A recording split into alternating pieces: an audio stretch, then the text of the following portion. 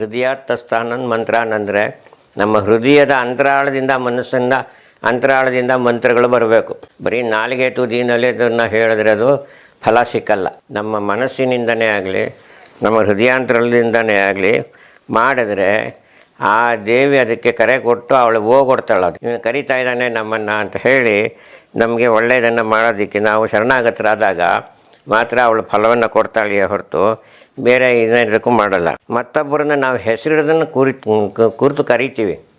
ಯಾರನ್ನಾದರೂ ನಾವು ಮಾತಾಡಿಸ್ಬೇಕಾದ್ರೂ ಅಷ್ಟೇ ಹೆಸರಿಡಿದು ಕರಿತೀವಿ ಅವ್ರನ್ನ. ಆವಾಗ ಅವ್ರು ತಿರುಗಿ ನೋಡ್ತಾರೆ.